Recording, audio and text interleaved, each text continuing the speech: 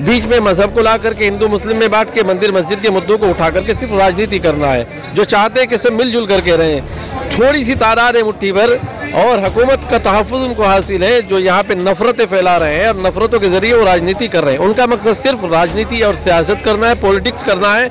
ये सारी लड़ाई है। असल तो ये है कि जो भी वायलेशन हो रहा है, जो माइनॉरिटीज़ के साथ, खासतौर से मुसलमानों के साथ जो ज़्यादती होती है, चाहे वो NRC को लेकर के हो या फिर वहाँ जो घरों को उजाड़ा जा रहा है, जो बसे हुए लोग हैं उनसे ज़मीनें को छीना जा रहा है, मकानों को तोड़ा जा रहा है और कोई हुकूमत की तरफ से मदद नहीं की जा रही। असल प्रोटेस्ट उसका है, ये उसी के लिए कि जो माइनॉरिटी के साथ, खासतौर से मुसलमानों के साथ ज़्यादतियाँ होती है। आसाम में तो ज़्यादा हो रही है, त्रिपुरा में हो रही है, अभी त्रिपुरा के अंदर राइट्स हुए हैं, वहाँ पे मस्जिदों को जलाया गया है। तो जो रैली थी, रैली के अंदर जो नारे इतने ख़तरनाक लगाए गए कि हमारे नबी की शान में गुस्ताखी की गई, मस्जिदों में आग लगाई गई, तो क्या हुकूमत सोई हुई थी? हुकूमत की एजेंसियाँ कहाँ थी? उन्होंने कंट्रोल क्यों नहीं किया? उनको गिरफ्तार क्यों नहीं किया? अभी तक जेल में क्यों नहीं भेजा? इसलिए कि जो नारे लगा रहे थे, आपने देखा होगा, वो हिंदी बोल रहे थे। वहाँ तो हिंदी बोलने वाले नहीं है। तो ये एक प्री प्लान मनसूबाबंद तरीके से वहाँ पे जो वायलेशन हुआ है, जो राइट्स हुआ है, जो मस्जिदों को जलाया गया, वो प्री प्लान था। ढीला वजह के UAPA लगा करके उनकी ज़िंदगियों को जेलों में जला, ताकि कोई ये खौफजदा करने का एक हथियार है।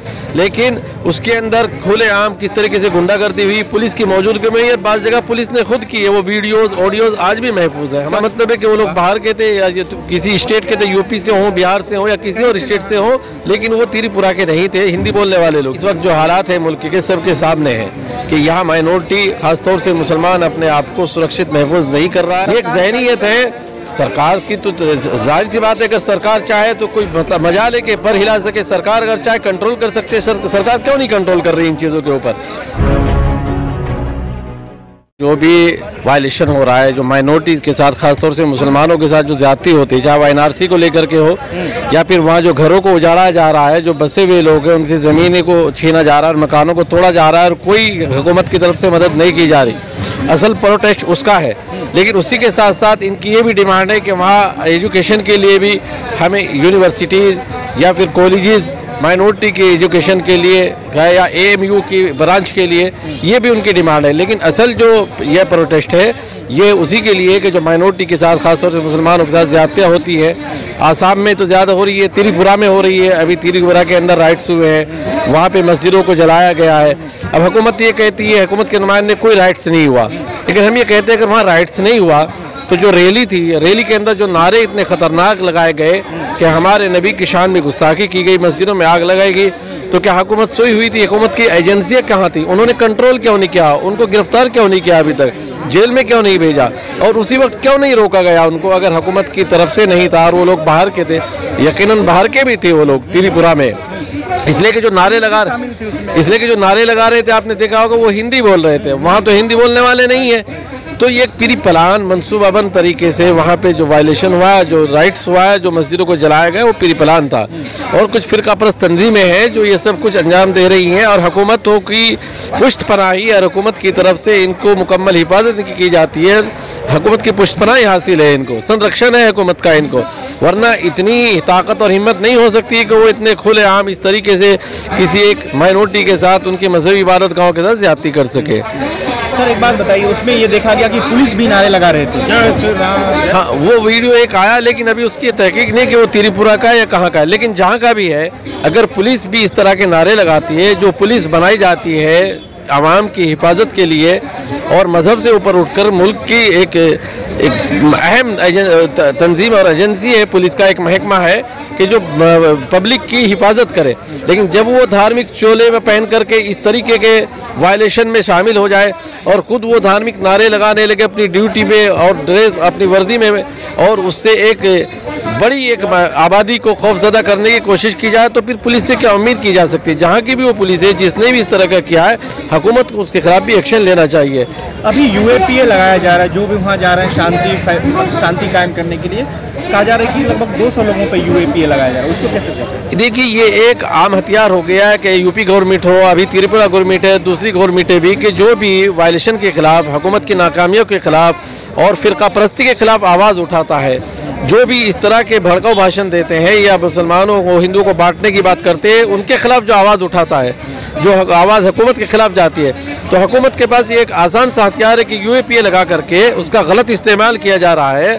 गलत तरीके से लोगों के साथ ये ज़्यादती की जा रही है कि उसको ढीला बजा के UAPA लगा करके उनकी ज़िंदगियों को जेलों में जला, ताकि कोई ये खौफजदा करने का एक हथियार है, डराने का एक हथियार है, ताकि कोई और हिम्मत न कर सके हुकूमत के खिलाफ बोलने की।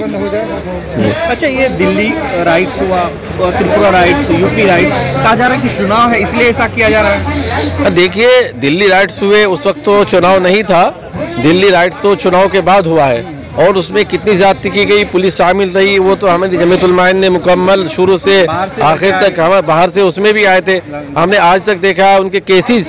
उसमें तो दिल्ली राइट्स में तो ये हुआ कि मुसलमानों के घर जलाए गए, उनकी मस्जिदों को जलाया गया, मुसलमानों को मारा गया, और उन्हीं को मुलजिम बना करके आज तक जेलों में डाला हुआ है। कुछ लोग बाहर भी आए, बेल पर हैं, कुछ लोगों को डिस्चार्ज भी किया गया है। हम तकरीबन 150 केसेस तो हम ही देख रहे हैं उनके जमीयत उल उलमा की तरफ से, अरशद मदनी साहब हैं, उनको देख रहे हैं। लेकिन उसके अंदर खुलेआम किस तरीके से गुंडागर्दी हुई, पुलिस की मौजूदगी में, ये बाज़ जगह पुलिस ने खुद की है, वो वीडियोस ऑडियोज आज भी महफूज है, हमारे पास भी है, सोशल मीडिया पे भी लोगों ने डाली थी, वहीं से हमने भी कलेक्ट की है। तो उसमें भी अल्लाह, हमने उस वक्त भी दिल्ली पुलिस कमिश्नर से भी मुलाकात करके वो सारी चीज़ें बताई थी। या फिर अब त्रिपुरा में हो रहा है, ये भी एक पहलू है कि इलेक्शन है कई स्टेटों में, तो इलेक्शन के मौके पे भी इस तरह की सरगर्मियाँ और ज़्यादा बढ़ जाती है, फिरका परस्त ताकतें ज़्यादा है। कहा जा रहा है कि त्रिपुरा में भी बाहर से लोग आए थे, बजरंग दल, विश्व हिंदू, वो लोग भी कह रहे हैं कि भाई यहाँ के हमारे लोग, चूँकि हमारी टीम यहाँ से जमीयत उल उलमा की गई थी, उन्होंने देखा कि वहाँ के जो हिंदू हैं बहुत सेकुलर मिजाज है, और उन्होंने हमारे लोगों का इस्तकबाल भी किया, स्वागत किया, और वो ये कह रहे हैं कि हमने ये नहीं किया, और हमें भी ये अंदाज़ा है कि वहाँ के भी हो सकते हैं, कुछ न कुछ थोड़े बहुत वहाँ के भी होंगे, लेकिन जो नारे लगा रहे थे, चूँकि वो हिंदी में लगा रहे थे, हिंदी वहाँ बोलने वाले हैं नहीं, हिंदी उनकी अच्छी हिंदी लग रही थी, तो इसका मतलब है कि वो लोग बाहर के थे, या किसी स्टेट के थे, UP से हों, बिहार से हों, या किसी और स्टेट से हों, लेकिन वो त्रिपुरा के नहीं थे, हिंदी बोलने वाले लोग थे, तो वहाँ के भी लोगों का साथ लिया होगा, लेकिन ज़्यादातर लोग बाहर के थे। बहरहाल हुकूमत की भी नाकामी है, अगर किसी स्टेट में इस तरह का वायलेशन होता है और हुकूमत अपना पल्ला झाड़ने की कोशिश करे कि हमने ये नहीं कराया, हमारा कोई रोल नहीं है, तो ऐसे नहीं किया जा सकता। एक हुकूमत की जिम्मेदारी है कि वो पूरा अमन व अमान बना कर करे। अगर बदअमनी हो रही है, अगर अच्छे काम होते हैं तो हुकूमत शेरे अपने साथ लेती है, और अगर बदअमनी होती है तो वो भी तो हुकूमत ही की जिम्मेदारी है, उसी की नाकामी है। हिंदुस्तान में सच में सर और असुरक्षित महसूस लोग कर रहे हैं, मुस्लिम और तमाम ऐसे लोग हैं, महिलाएं में पूरा कह रहे हैं कि दुर्दशा है। देखिए, इस वक्त जो हालात है मुल्क के सबके सामने हैं कि यहाँ माइनॉरिटी खासतौर से मुसलमान अपने आप को सुरक्षित महफूज नहीं कर रहा है, इसलिए कि जगह जगह जहाँ भी अकेला मुसलमान देखते हैं, किसी के साथ मोबलिंचिंग हो जाती है, किसी की ट्रेन में, बस में, रास्ता चलते हुए रोक करके, किसी के, आपने देखा दिल्ली के अंदर 3-4 दिन पहले बिरयानी की दुकान खुली हुई है दीपावली पे, उसके साथ ज़बरदस्ती बंद कराया जा रहा है कि आप इसको बंद करो, कि दुकानों को ज़बरदस्ती बंद कराया जाता है सामान। ये फ़िरका परस्त ताकतें, एक जहनीत है, ये एक जहनीत है। सरकार की तो जाहिर सी बात है, अगर सरकार चाहे तो कोई मतलब मजा लेके पर हिला सके, सरकार अगर चाहे कंट्रोल कर सकते हैं, सरकार क्यों नहीं कंट्रोल कर रही इन चीज़ों के ऊपर? इसलिए सरकार को चाहिए इन तमाम चीज़ों पे कंट्रोल करे, और जो जहनीत है जो यहाँ को बांटना चाहती है, वो मुल्क के वफादार नहीं है। मुल्क को अमन अमान के साथ ही चलाया जा सकता है, मुल्क उसी में तरक्की कर सकता है। क्या विकल्प क्या है सर, क्या विकल्प है? हिंदुस्तान में इसी तरह का सिलसिला रहेगा कि कुछ तब्दीलियाँ होंगी?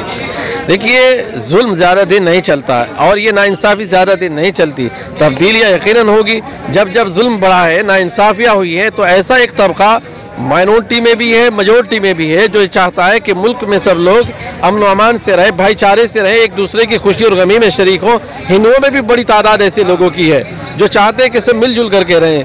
थोड़ी सी तादाद है मुट्ठी भर, और हुकूमत का तहफ़्फ़ुज़ उनको हासिल है, जो यहाँ पे नफ़रतें फैला रहे हैं और नफ़रतों के ज़रिए वो राजनीति कर रहे हैं। उनका मकसद सिर्फ राजनीति और सियासत करना है, पॉलिटिक्स करना है, बीच में मजहब को ला करके हिंदू मुस्लिम में बांट के मंदिर मस्जिद के मुद्दों को उठा करके सिर्फ राजनीति करना है। जबकि मुल्क इससे आगे नहीं बढ़ सकता है, मुल्क तरक्की नहीं कर सकता है। मुल्क भाईचारगी से तरक्की करेगा, अमन अमान से करेगा, और तमाम लोग मिलजुल करके आपस में प्यार मोहब्बत से रहेंगे, तभी मुल्क आगे बढ़ेगा। यूपी चुनाव को कैसे देख रहे हैं सर? क्या एक मुसलमान को टारगेट बनाया जा रहा है, या चुनाव से पहले कुछ ऐसे संभावना बताई जा रही हैं जिससे कि मुस्लिम को एक आघात हो सकता है, जिससे कि पुलवामा और तमाम ऐसी चीज़ों को देखा? ये तो हमेशा होता है कि जब इलेक्शन करीब आता है तो फ़िरका परस्त ताकतें जो हैं वो अपने पर फैला लेती हैं, और फिर बिलों से बाहर निकल करके वो नफरतें फैलाती है।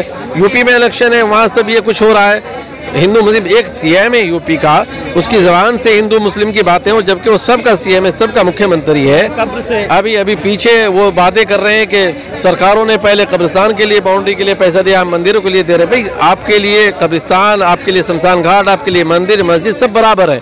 आप ये डिवाइड किया, बांट नहीं की और तकसीम करने की बातें अपनी जबान से क्यों कर रहे हैं इस तरह? आपके लिए मेजोरिटी और माइनॉरिटी बराबर है, आपके लिए हिंदू मुस्लिम सिख सब बराबर हैं।